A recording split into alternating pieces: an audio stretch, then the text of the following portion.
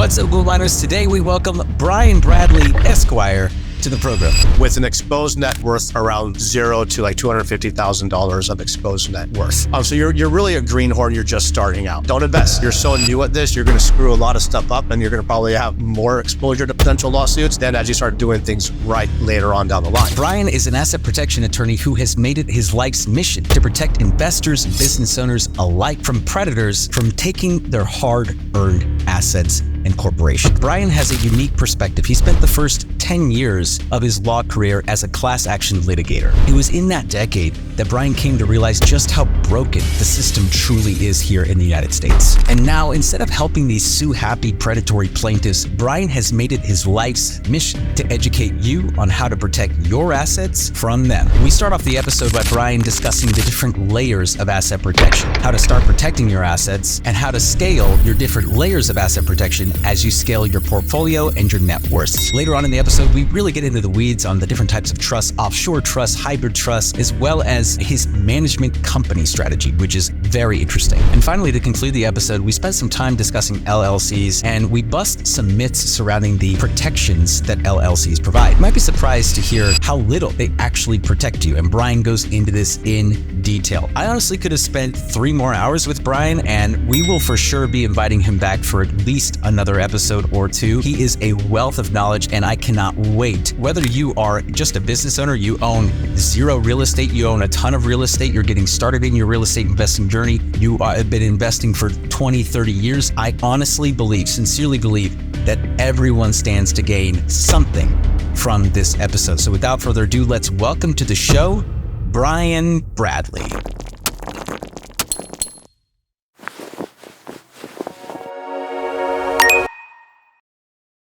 Brian, welcome to the Gould Mine. Thanks, Tim. Yeah, no, this is great, man. I've obviously been following you for a little bit of time here, and for the audience back at home right now, they're tuning in. Why should they stick around? What do they stand to gain from listening to this episode? Yeah, so one, I find it interesting, right? Like we listen to a lot of podcasts or shows or seminars where we're learning how to invest, where to invest, what to buy, how to accumulate, how to get more metrics, data, and all the stuff. But at the end of the day, we got to keep it, right? And what are we keeping it? Right? We can accumulate as much as we want, and then we have a massive lawsuit, and it's like, I don't know if I can swear on this or not, so I'll not do that. But it's like excrement. I'm getting sued, and I'm losing everything now, and I spent so long gathering, I didn't think about the one thing I need to do, protect myself against predatory lawsuits and the system and the man and world that's crumbling. And because it's a negative side of things, right? Like we don't think about our own deaths until we're about to die. That's why most people don't even have estate plans. And then they're like, oh shoot, Uncle Johnny died and he had no trust. What do we do? Same thing in the world of accumulating assets and wealth. Like, okay, we're accumulating. Oh my God, I'm getting sued now. What do I do? And we'll break down like that situation in a little bit later. So I think what we're going to get out of is just the realization of we got to do things beforehand. There's a lot of BS that's being spewed out there because a lot of people aren't even attorneys talking about this. They're just promoters and salesmen. So we're going to myth bust a bunch of stuff on this episode. And like I said, we're living in a crazy messed up legal system and we're investing in it and we're living in it. So we need to understand how to protect ourselves. Dude, I'm excited. I'm really excited because this is something that I'm actually pretty passionate about. I have seen a lot of people lose pretty much everything because of predatory lawsuits, like you just said. And in fact, the real estate brokerage that I was a part of was a part of this massive predatory lawsuit. This guy had filed 23 class action lawsuits. Yes. And we were the brokerage that I was at was number 24, and some BSDNC. It's crazy. It's common. I used to, before I got into asset protection, I was one of the top trial lawyers in the nation, and my specialty was plaintiffs' work, employment, and labor law. And I was known as constantly suing hospitals in class action lawsuits because it was just easy money. And so it made me feel dirty, but at the end of the day, when you get hired into a firm, it's like, all right, hey, here's this person, stretch the facts. If we can't file class action. And in employment and labor law, especially if you own a business or you're a doctor and you own your own practice, there's a lot of liability, not just on the medical malpractice side of things, but just being a business owner, a property owner. You got a lot of risk and liability there, and harassment, discrimination, wage and hour claims. Any of those can wipe you out. So I'm assuming that today we're gonna talk about not just real estate investors and how to protect themselves, but you also mentioned like corporate protection, because look, a lot of real estate investors own their own businesses too, right? And so everything just kind of gets melded together. And that's actually one thing that I've been thinking about recently is like, hey, I need to start figuring this for me too. I'm like, I need to start figuring this shit out, because like, I have 3 businesses and then like investment properties and all these things. But like, if someone really wants to like, well, this is my show, I can say whatever I want. Someone wants to fuck you. Right? Like they're gonna figure it out. We can go there. All right. We can go there. All right. Beautiful. I'm not one of those boring attorneys. Like I'm a fun person to talk to. So, all right. Good. So no, that's true, right? Because you're an entrepreneur, right? We're hustling, we're bustling, we're making companies, we're making deals. Some of them will work, some of them aren't going to work. And then what happens? Generally, somebody gets pissed off, a deal falls apart, which is generally normal, right? When you're trying to create something. And then somebody's going to sue the other person. And then you have personal assets on the line. You have other investments that are there. A lot of times it's like, yes, real estate is risky. Your business you're creating is risky. And it's the partnerships that fall apart where a lot of this shit comes from. Yeah. And so I think like the big thing we need to first to understand is like even define this term, right? Like what is asset protection? Because I find most people don't even understand what that is and what it's not. And so I think that would probably be a great launching point of just what does this term mean, that of this topic we're even talking about. Yeah. So let's go there. Like let's just start at the basics. Yeah. So what is asset protection, right? Asset protection is simply placing a legal barrier between your assets and your potential creditor, right? Like the person trying to sue you and take your stuff before it's needed, and put before like big capital letters and like make it blink a bunch of times, because that's really where it is, like is before it's needed. And that's it. It's just a barrier, like a safe for your gold or your guns or your valuables. And anything of value, like stuff that we were talking about, like rental properties, business interests, stock accounts, brokerage accounts, cryptocurrencies, syndication shares, like, corporate vested shares. You want to put all that behind the legal barrier and into the proper bucket, out of your personal name before you're getting sued, so it's not easily reached. And so it is not hiding money or moving assets to not pay or avoid paying taxes. That's illegal. You're going to be taxed on your worldwide income, if you're a U.S. resident. So I hear people like, why not just go to, like some island in the Caribbean and, put your money there? It doesn't work that way. You're still going to have to pay taxes on it. You're going to have to do the foreign disclosures. And we'll get into that probably a little bit later when we talk about like tax havens and scams and fraud and all of that fun stuff. Sure. And it is not estate planning. And we'll break that down when we talk about the world of trust. So your revocable living trust, it will not protect you. It's not designed to. It's designed to come to effect when you die, to decide who gets what, where, when, how, and why, and avoid probate. That's it. So it has nothing to do with avoiding creditors while you're living from taking all of your stuff. And so the really 2 big takeaways right now, is that asset protection is not to avoid paying taxes, and it has to be done before you're being sued. And I talk about the timing of creating an asset protection plan and fraud in my book a lot, Overexposed, because that's literally the critical element and stage for an asset protection plan to even work and be effective. And if you want, I can break it down to this really cool case I kind of talks about too, or if you feel like that's too like geeky, just let me know. No, please do. That sounds awesome. Like real case studies sound great. Yeah. So it's demonstrated beautifully in a 2010 case called SEC versus Solo. And here's a situation where Miss Solo, so the wife's trust, was attacked by the SEC to collect her husband's fines from engaging in a fraudulent trading scheme. So essentially just like bad person doing bad things, right? They're the villains in the story. The court found that he made a fraudulent transfer after the SEC judgment was entered against him. So what he did was he assigned the assets over to his wife's trust to protect them after the judgment was entered against him. So this is just straight up no bueno, right? Like this is just fraud. Mr. Solo was held in contempt of court, but 100% of the assets were protected. And I use this case a lot to demonstrate two things at the same time.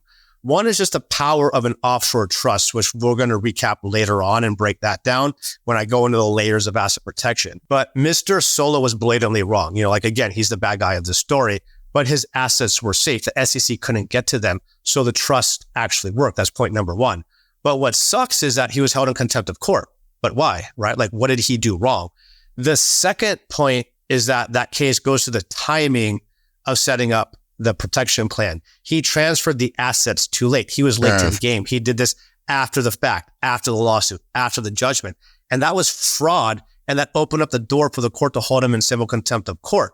So the big takeaway is the planning has to be set up before the lawsuit, not after the fact. You have no idea of how many people call me after they hear me talk on some show or some like investment summit and say, oh, hey, I heard you talk on blah, blah, blah, blah, blah. I need an asset protection plan.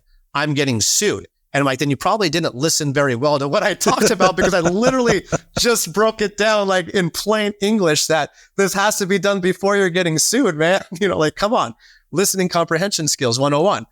But those are the most important things. So it's like, because otherwise I have to exempt the lawsuit and then plan for the future or leave enough money of a protected judgment out and then protect the rest. And it's just like people don't want to hear that because it doesn't, coincide with the story they want to tell themselves. Right. So let's back up here for a second because there's like so much that I want to cover. But let's just start from like, there's a lot of listeners to this show, right? And so like, let's just say the average listener has a couple of single family properties. Maybe they're not super sophisticated, so they don't even own them in LLCs. They probably just have them under their name.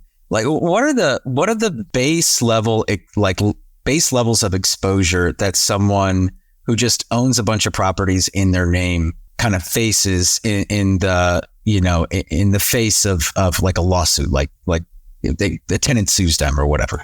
Yeah, I mean, a tenant just suing them. I mean, it depends on what the lawsuit is about, right? But if it's just some disgruntled tenant because they're getting kicked out and evicted, your asset protection plan, like that, you have insurance for things like that. Like asset protection really comes into play when, you got negligence on your own life, like hitting somebody with your car, running them over. Then you got also loss of income and earning capacity, which like skyrockets a lawsuit from, well, the lawsuit of damages was only like a couple $100,000 or $1 million, but now I can't work forever. So now I want lost earning capacity and like mental anguish and all of this. And now you have like a $50 million judgment, right?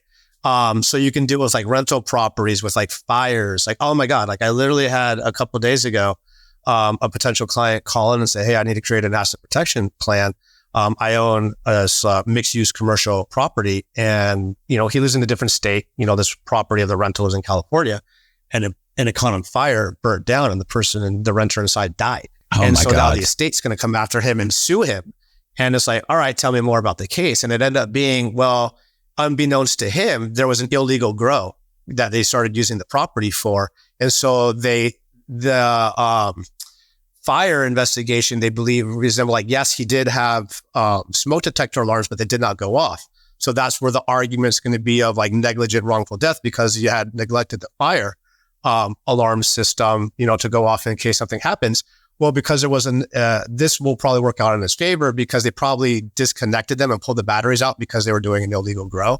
Yep. So that's where the investigation is going there. Well, I mean, it's like things like that where you're like, I'm a doctor living in like Jersey, I'm renting out to this person and then they convert your rental into an illegal grow or a meth house or, it turns out to be renting out to a gangbanger and there's a drive-by and someone gets shot and killed.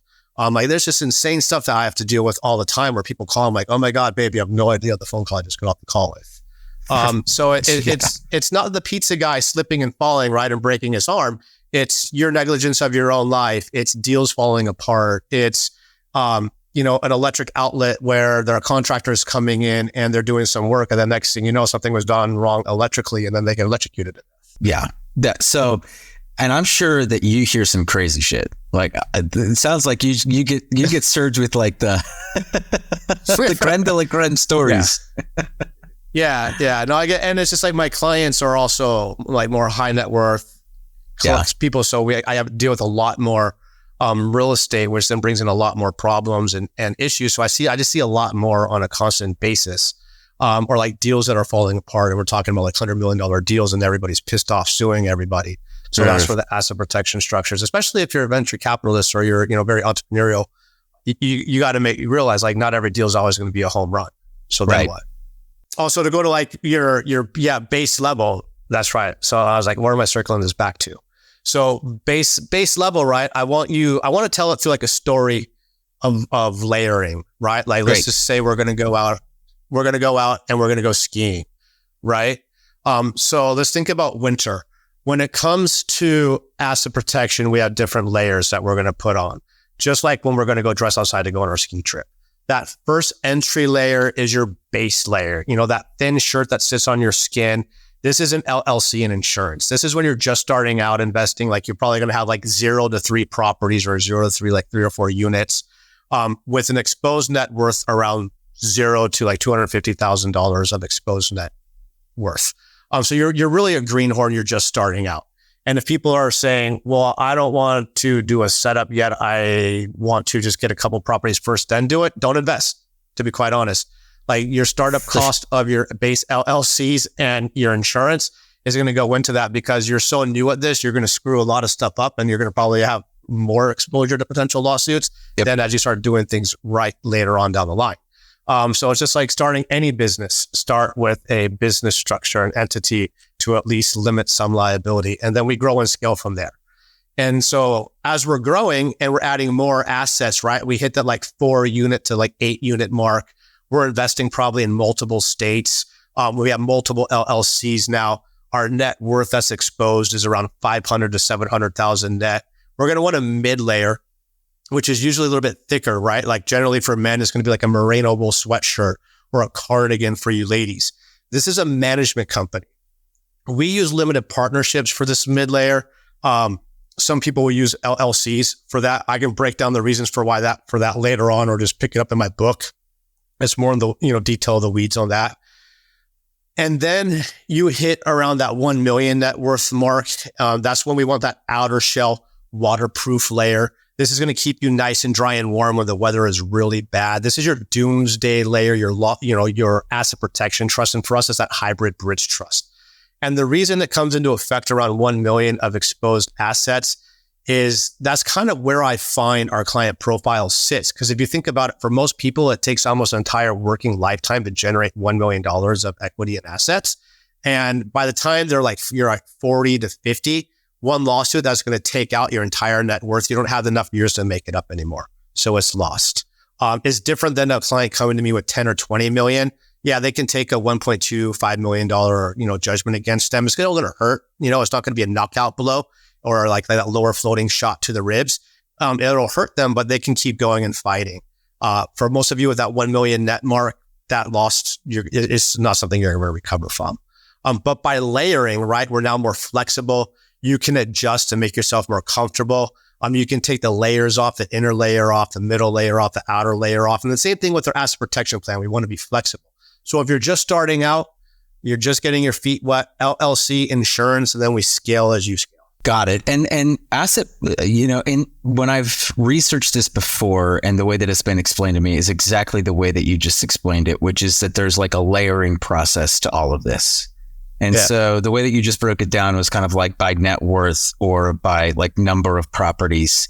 The doomsday, let's talk about the doomsday, like the top layer real quick. Yeah. So you had mentioned some offshore trusts and things of that nature. So like, what does that look like? What are the doomsday protections here?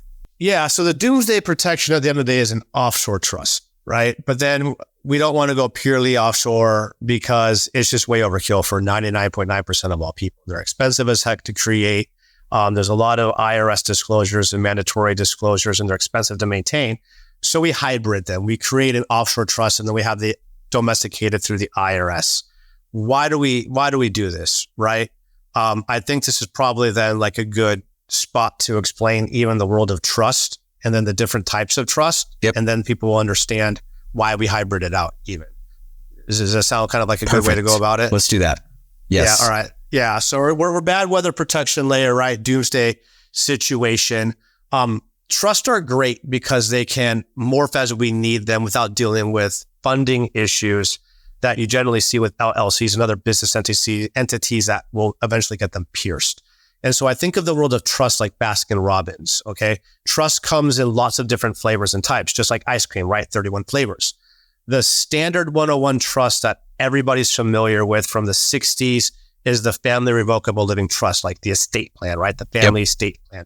Trusts don't die, so that when you do and you actually funded the trust and transferred ownership of your home into the, entitled into it, then you avoid probate, and the estate plan just changed the landscape of estate planning. But they're not asset protection trusts. Then you have land trusts for real estate. If you're investing in real estate, you probably hear this all the time on a lot of shows that you're listening to on how to invest in real estate. Land trusts, you connect them to LLCs, but land trusts don't have any protection in and of themselves. They're only as strong as the LLC that they're connected to, which we'll talk about LLCs probably later on. Land trusts are just a privacy mechanism. They're not a protection mechanism, which is probably a shock to most people. And that's where the LLCs fall apart. Like when the LLCs fall apart, your land trust has no other strength for you to come in and protect you. It's just saying, all right, I know you own this property. Now we're going to use a land trust so that your name's not on, the ownership of it. It'll be the land trust, which will be private. But there's not going to be any charge order protection to them whatsoever.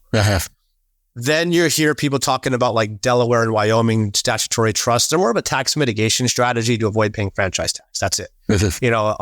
There's really nothing more special about them than your land trust, except just, I don't want to pay $800. And then if you get sued, then just as strong as the LLC that is connected to. And then again, we're spending a lot of money on something that's not going to really work. From here, you have higher levels of trust. These are called asset protection trusts. And this is where the fun really starts to happen.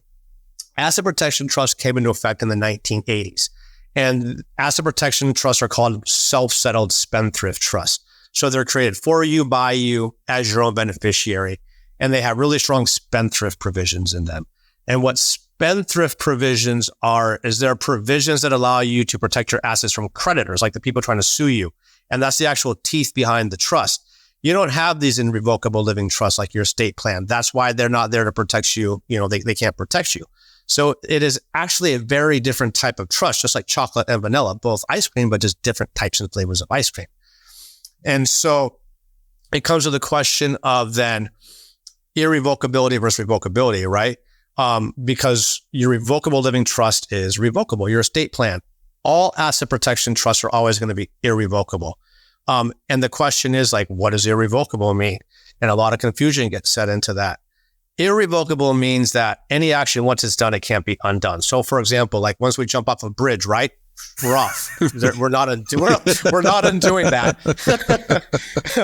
Unless we have a bungee cord, right? Yeah. Like then there's an exception to that. So at a starting point, creating an irrevocable trust is just like jumping off of a bridge. Once it's created, we can't revoke it. Its purpose and its terms are fixed and no changes are allowed. But at the same time, this isn't always the case. We can attach certain exceptions to clauses in there. It's called like a bungee. Think of it like a bungee cord. It's called flexible irrevocability. So what we're doing is attaching like a bungee cord to portions of the trust so that we can go in and modify them later. And the courts are completely fine with this. The importance of irrevocability is just so that a judge can't come in and say, hey, I know that you have this trust. I'm ordering you to revoke it, or I'm going to hold you in civil contempt of court. Well, if the trust is irrevocable, they can't do that. Now we're starting to get some protection in there, even against crazy judges trying to take your stuff. Interesting. And okay. So, yeah. And so this kind of comes into the effect of like the hybrid trust. Just to sum it down real quick, the strongest trust and the first trust in the world that was created was the Offshore Cook Island Trust, created in 1984. There's a lot of statutory hurdles, which makes it the strongest trust in the world even today. Again, because they don't recognize any court orders or judgments in the world. The problem is it's super expensive to create, like $50,000 if you're going to get it done right, and then about $10,000 to $12,000 a year to maintain. And then you have to do all the disclosures and disclose everything that's in there. Way overkill for about 99.9% of all people.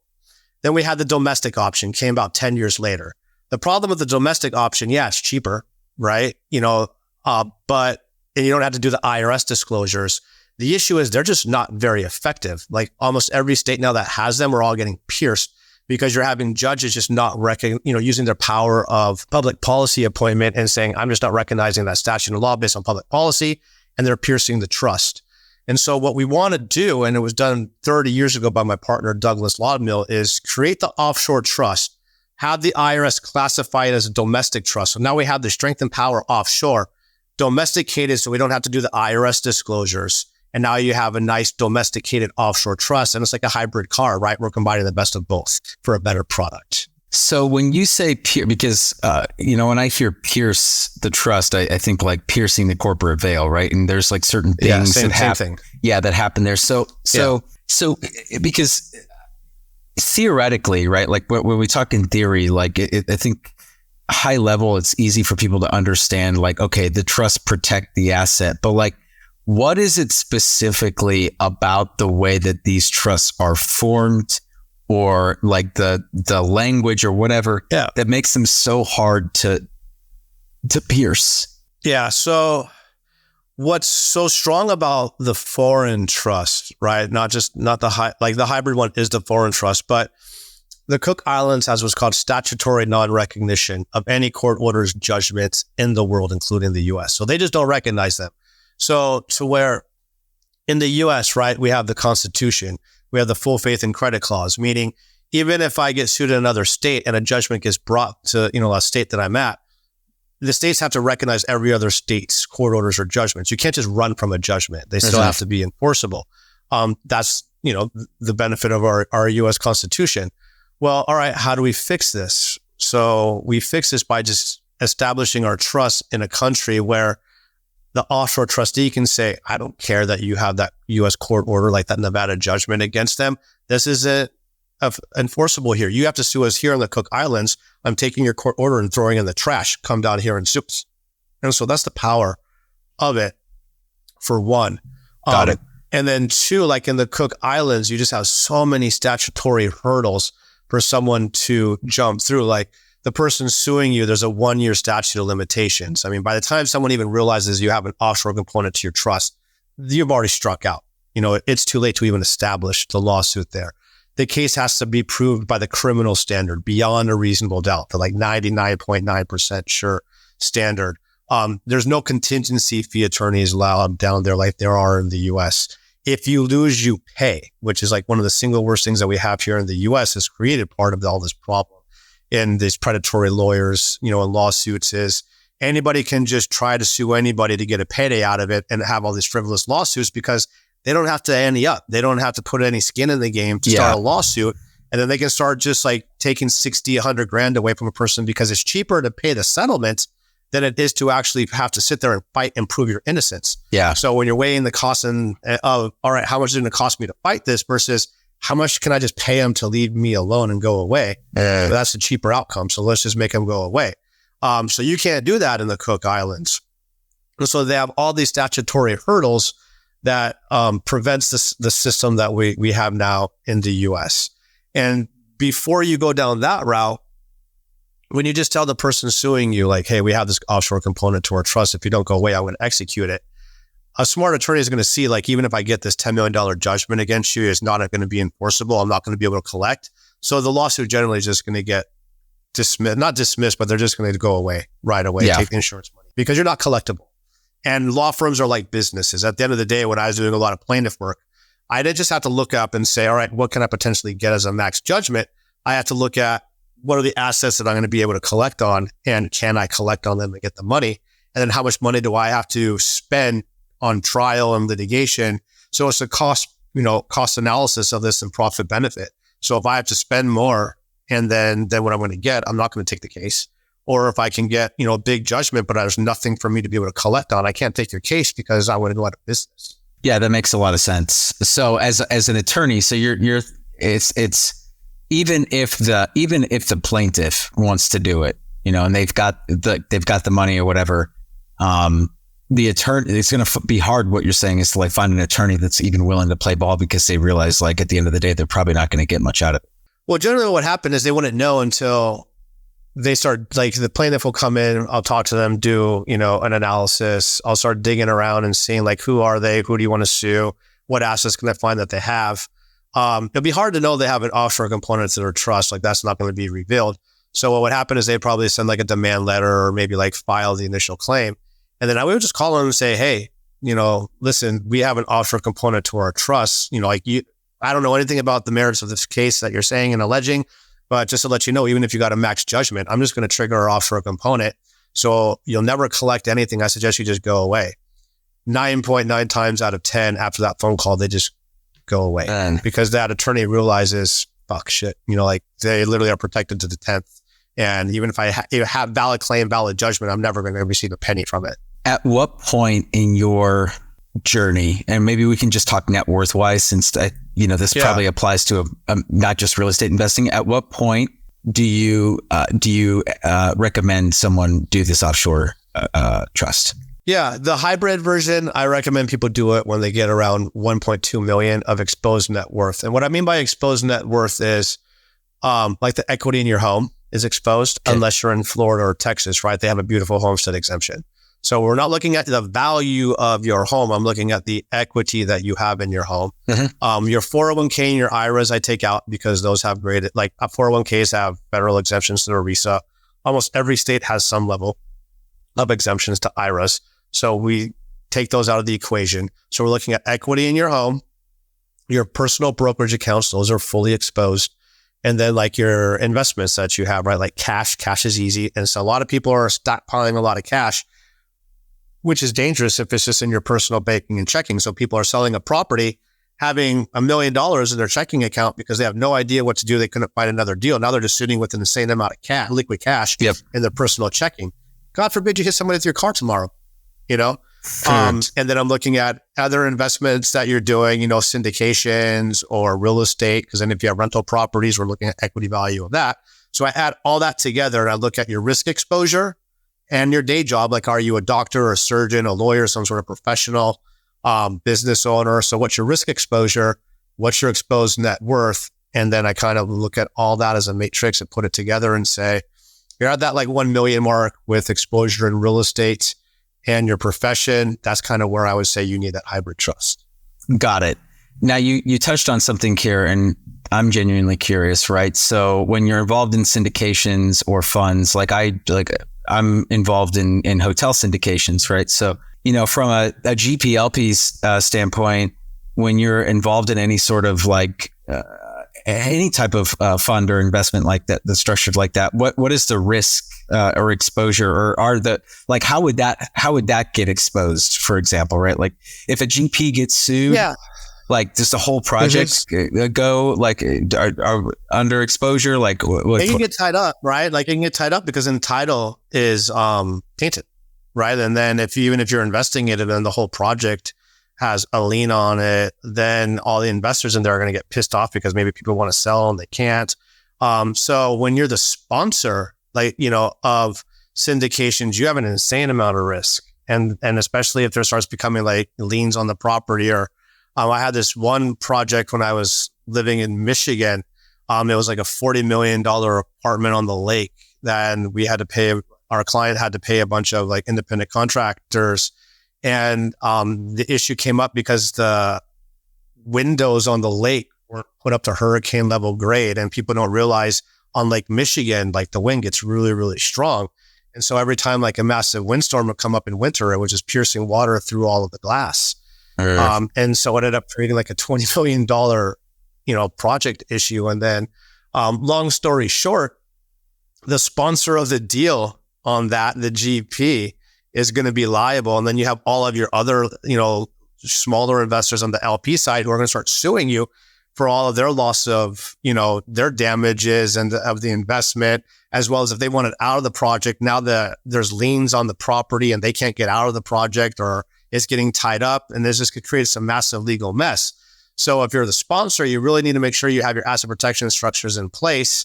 And if you're on the limited, partner side of it, you can always put your percentage shares of the syndication into your own limited partnership and protect that. Because even though you wouldn't be getting sued from the project itself, you can be getting sued from the negligence of your own life. And that's an asset that can be used as a judgment, to have to sell to award to the plaintiff. So we can put those syndication shares, assign them into a limited partnership and protect that and lock that down. Just like think of it like vested corporate shares, right? Like you work for a nice big company. Yep. One of your benefits are like over time, you get vested shares in the company, right? Well, as those vest, protect them. Okay, dude, like we're going to need 3 hours or more. I'm just like, my head is spinning right now. I feel like I'm going to make you a regular on this show if you'll come on, man. This is phenomenal. I've got so many questions for you. Okay, so one thing that you just said right now, limited partners. So if you're listening at home right now, and Brian, correct me if I'm wrong, but what I think you said is like, as a limited partner, yes, you're not going to be exposed to the project. But if you are personally exposed in like another lawsuit, then you could be forced to relinquish those shares to the plaintiff unless you protect those shares through like your own limited partnership, you said? Yeah. So think about it like when I talked about the layers of asset protection, right? Yeah. Like at the bottom, think about like down up, right? Lowest level of protection, LLCs. Well, LLCs are used for what? Like we didn't talk about LLCs yet. We can do that either on this show or another one because like I beat the shit out of LLCs. And that's one of the myths that we have to bust. But risky assets like real estate directly go into LLCs. Well, when I'm investing in passively, right? Like in the syndications, well, the syndication share for me is as a passive investment. So if I'm just investing on the LP side, I don't have any direct risk in that. So I don't need to have that in an LLC from risk exposure, right? Like I would a rental property. So I don't need to put it into an LLC. So when I'm layering this, my non-risky assets like stocks, bonds, intellectual property, and passive syndication shares can go directly into my own management company, which I would use a limited partnership for that. Okay. So that's where your passive investments would go. So risky assets go in the bottom layers, right? LLCs. Those flow up to and are disregarded into your management company, which would be your own personal limited partnership. And the reason for that is as we're accumulating more, right? I don't want you to have 10, 20 K1s and tax filings. That's just insane. Right. So like your CPA will love you, like they'll be your new best friend. But what I want you to do is have a simple tax filing, right? Have one K1 issued to you through the limited partnership and have all the other ones passively flow up into it. And so that's how we simplify you from a tax perspective. And then there's a lot of cool other things, which I don't want to like into the weeds on here, but then we can add like a C Corp on the side of it to then push money into that so that you're paying, cash flow that's coming in, push it into the C Corp. I'm connected to the limited partnership to pay at a lower 21% tax rate. Like that's where we start getting like really creative with it. Yeah. And then on top of that limited partnership, we have the hybrid trust own it.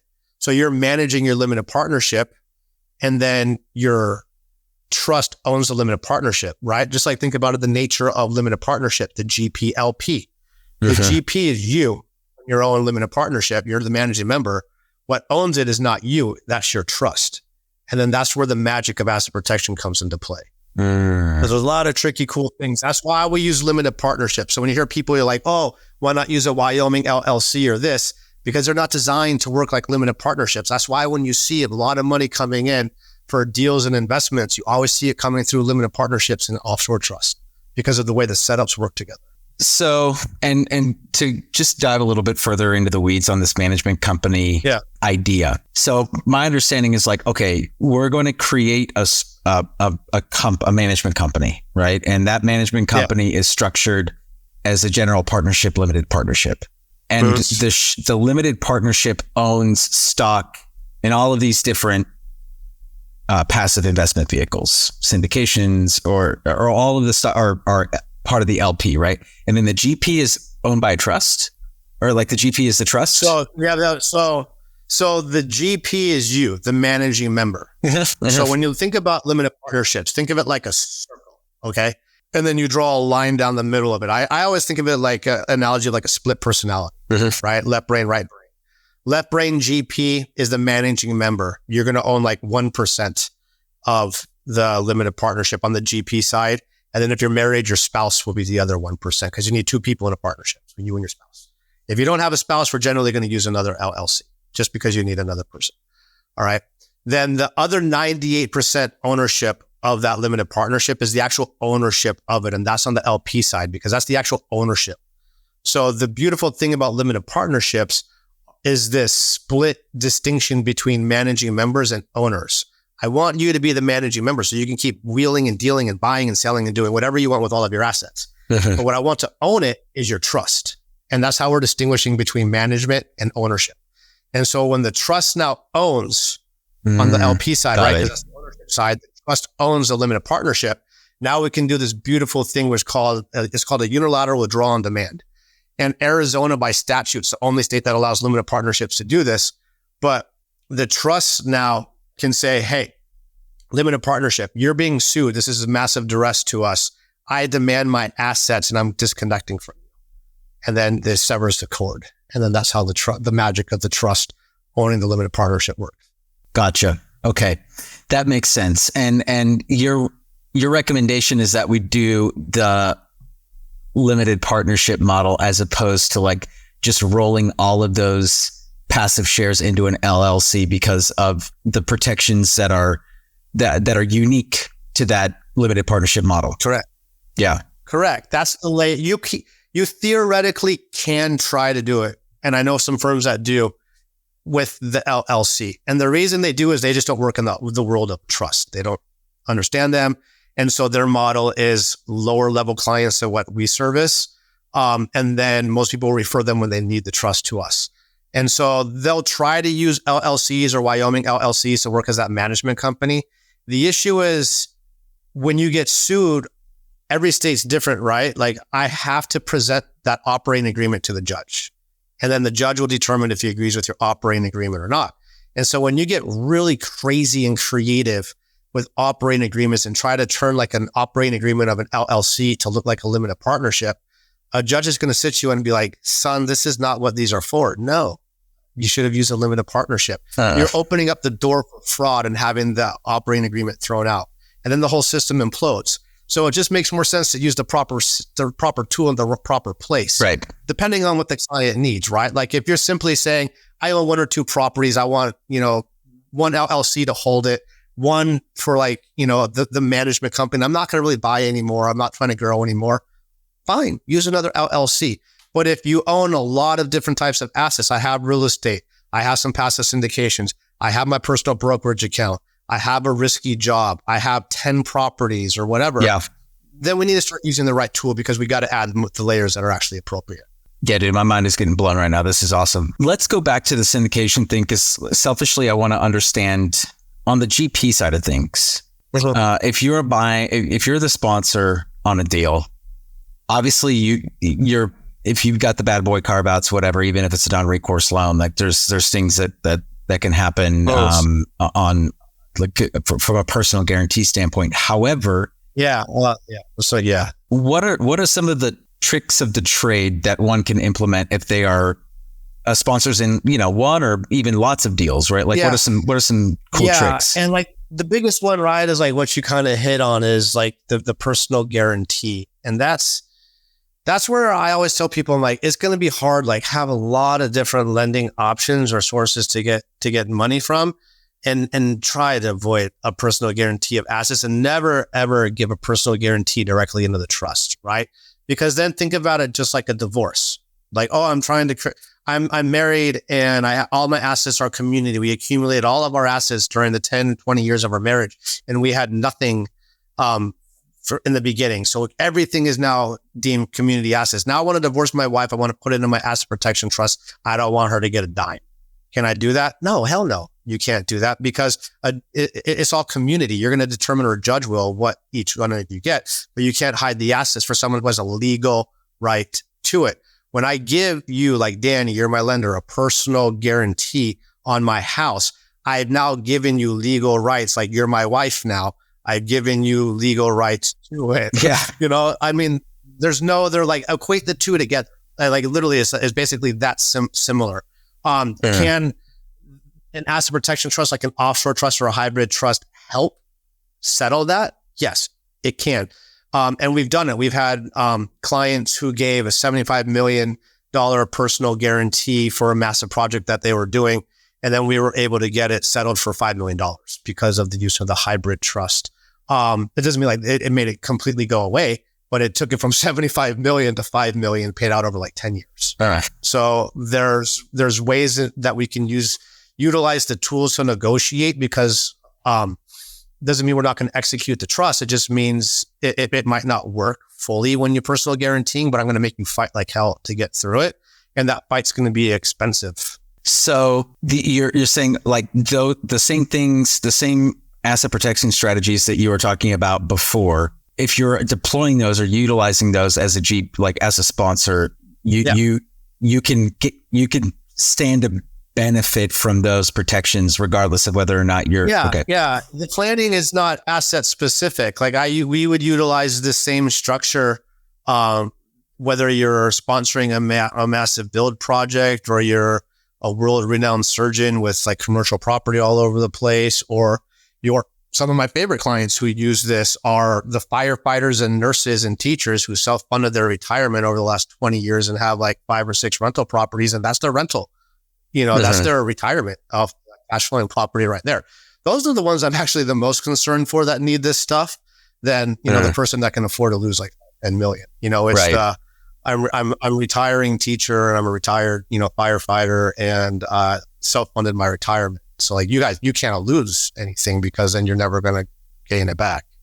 But it's the same structure across the board. Okay, so let's spend some time there then. The people that stand to lose a lot, right? So your recommendation is like, hey, up to 4 properties and or like $1 million or like a couple 100,000 net worth, insurance and LLCs are enough.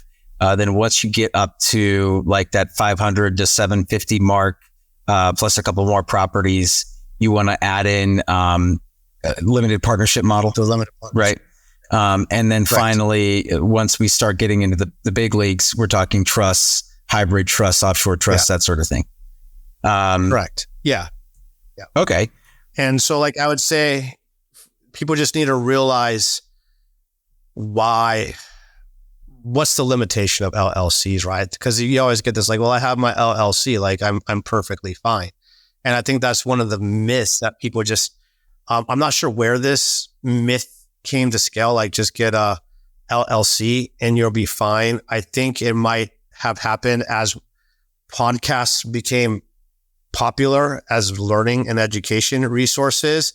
And then you had a lot of salesmen and promoters going in and saying, hey, just get an LLC, and confusing tort liability and law from business law, and then not having many people that are actually attorneys working in the asset protection world on this. And so if you got time, I think that would be a good one to kind of myth bust and break down, or we can save it for another time. Let's do it.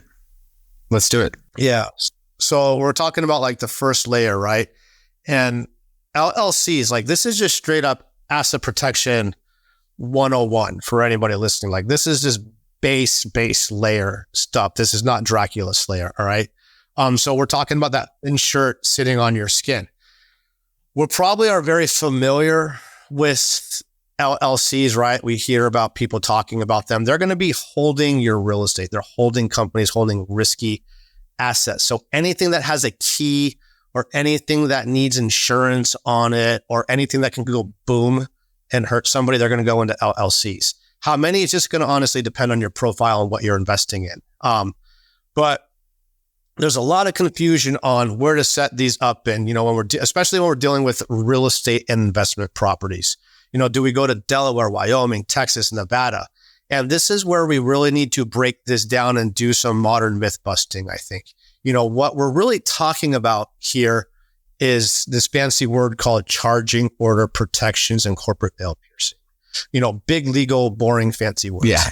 But but it's such a big topic that I had to devote actually a lot of time to this in my book and break down, the stories and topics through a lot of case law. We have to remember that LLCs began in the 70s with the goal of blending the elements of corporations and partnerships without the downside of double taxation. It's important to recognize also that asset protection was never the end goal of LLCs. So by nature, they just aren't the strongest strategy. And they they told us this, like the legislatures that create them straight up in their name, right? Like limited. They tell us like first word, first letter, like straight up. It's right in the name. They're not hiding the ball on this from us. Yeah. Right. They offer a limited veil of protection. That veil is better than nothing. Nothing meaning you own it in your personal name, but it's fragile and it can be pierced. Just think of it like that thin, flimsy piece of fabric that covers the face of a bride on her wedding day. So when we set the limited liability companies up, we have to keep that limitations in mind. And it really comes down to an issue of just what are you holding and where are we holding it at? And so let's say, for example, because I love picking on California. It's one of my favorite states to pick on. Oh, so pick on us, dude. Pick on us. Yeah. Well, I practiced for like 10 years as a trial lawyer out there also. So I just know how messed up the system is. But let's say, for example, it's California real estate that you own and you're a California resident and you set up a Wyoming LLC. And then you go and you hold a key piece of California real estate in this Wyoming LLC. And you're paying California franchise tax on this out-of-state Wyoming LLC. What you've done is just convert your Wyoming LLC to a California LLC because you're doing business in the state of California. You're paying the franchise tax in California. You have to at the end of the day, right? There's not even any way to get around that. But if you ever have a liability issue in California, meaning a lawsuit, the judge in California is going to apply California law, not Wyoming law. And this is demonstrated in the recent 2023 Supreme Court case named Mallory versus Norfolk, where the Supreme Court upheld a Pennsylvania statute that forces companies to face litigation within the borders that is registered to do business in. So let's repeat that, right? Because it's really important. And when lawyers and professors repeat something, I generally think is worth writing down or remembering because it's going to be on the test at the end of the day. It forces companies to face litigation within the borders that is registered to do business in. So this case now opens the door for other states to adopt similar registration requirements. So state courts are permitted to exercise jurisdiction over registered foreign corporations that are, let's say, holding your real estate, just as if they're domestic corporations of that state. And remember, we're legally required to record your out-of-state LLC, known as foreign entities, and pay the franchise tax. Yeah. You don't just get to take Wyoming or Delaware tort and damage and personal injury laws with you to other states. You can't just go and purchase another state's more beneficial laws. Yeah. And this next distinction is actually even more important. Is the distinction between like tort and personal injury liability with business law. You see, sadly, what people do not realize is that real estate is different and they confuse business law and contract law with tort law and personal injury liability. We kind of touched upon it a little bit earlier. When we're setting up businesses and creating contracts, we can and we should include choice of law clauses, right, and venue provisions. We see these in every contract saying, like what state any potential claim or dispute can be brought in. It's in every single contract you've ever signed. But when we're setting up a business to like sell widgets, right, or a product in a different state, yeah, we can use Nevada or Delaware or Wyoming, like any of those good charging order protection states, and use those states' choice of law clauses and venue provisions to govern, here's the big kicker, right? Air quotes, internal disputes and affairs of the business. And let's repeat that again, right? Hit. To govern internal disputes and affairs of the business. But again, when it comes to real estate and LLCs acting as holding companies for that rental property, that is not a business. When a person gets injured on your property and sues your LLC or they sue you for damages due to wrongful doings and negligence, another legal fancy word, right? That's not a business dispute. That's a tort liability. We're talking about wrongful acts and infringements on rights. So cases like tort liabilities do not relate to internal affairs or corporate governance matters. So they're outside the entity. So you really don't have any corporate veil protection from that. So no litmus test is going to exist if, you call me and tell me, is my veil going to be pierced, Brian? I don't know. It's a case by case basis. But the seminal case on this is, on veil piercing came from 1962 as Auckland Meat Company. Very, very famous case here. Here, the California Court of Appeals listed out 20 reasons justifying piercing your veil. The main 5 hitters are commingling of funds or other assets, using funds for something other than corporate uses, failure to maintain adequate corporate records, like that one probably everybody checks off. Confusion of the record, probably check that one off. the use of corporation as a mere shell. Wonder what a holding company is. And the most vague term in the world, undercapitalization. That's just 5 of them. And I'm pretty sure we checked off 3 of those 5 right there, right?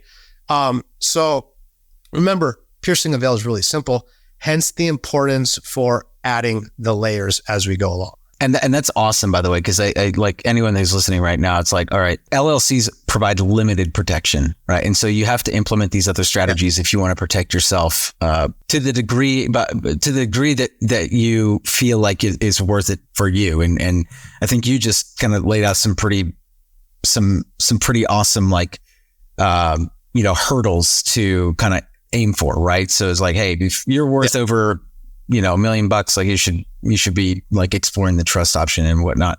So I think that's super helpful. My question now, kind of switching over to corporate veil and like piercing the corporate veil. What I'm hearing is that corporations are a lot like LLCs in the sense that like they don't really offer as much protection as people might think they do. No, they really don't. Again, like corporations are generally set up to split up ownership and provide tax advantages. That's it.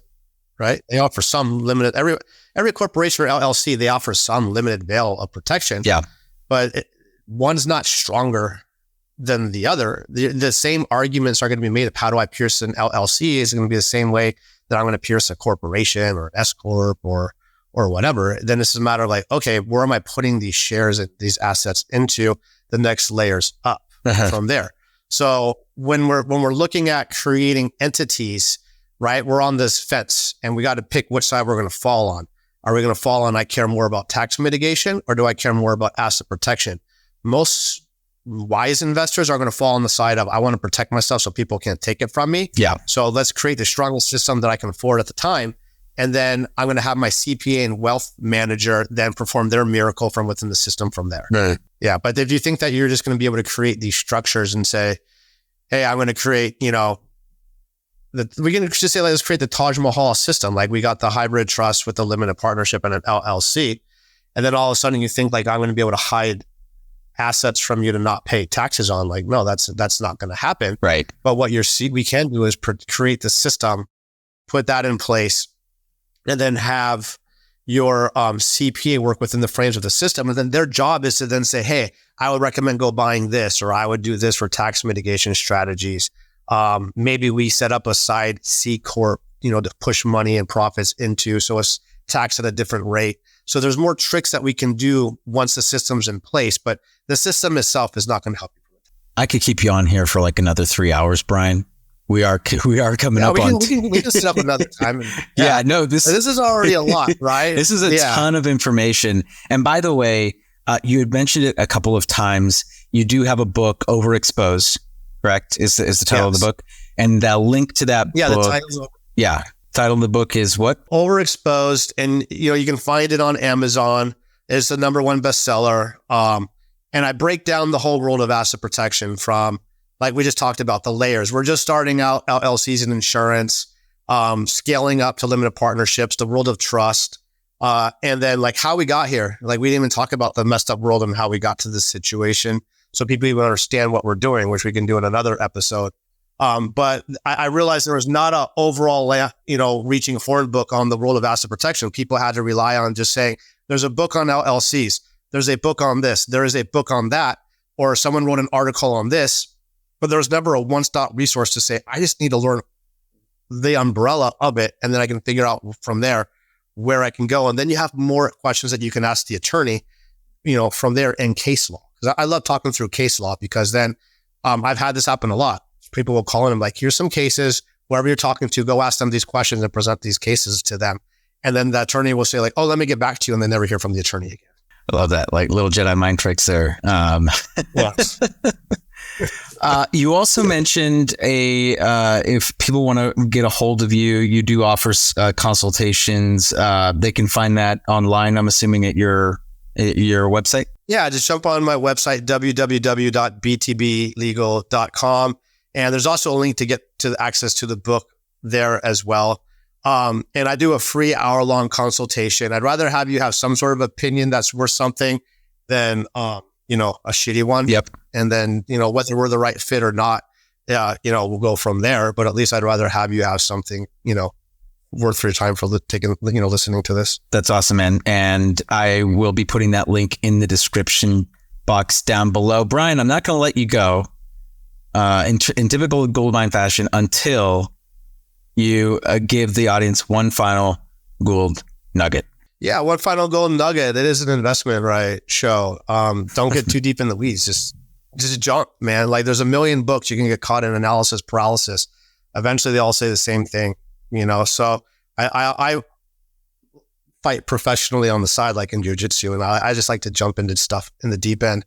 Read a couple books, figure out what you want to do, and then the school of hard knocks, start investing. You're going to screw up, right? Like hopefully you don't lose, your deal, and then learn from it. Don't make the same mistake twice and grow, but don't get stuck in analysis paralysis. Just eventually pull the trigger and start going.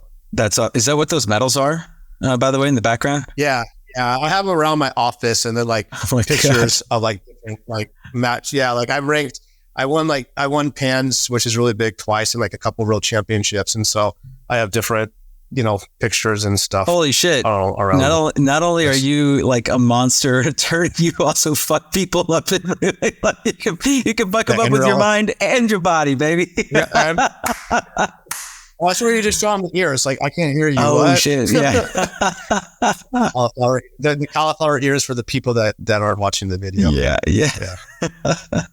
That's awesome, man. Brian, this has been awesome. And I hope that you'll come back on for a second show here. For sure. This has been great. This has been great. Awesome. I appreciate it. Thanks for having me on. Of course.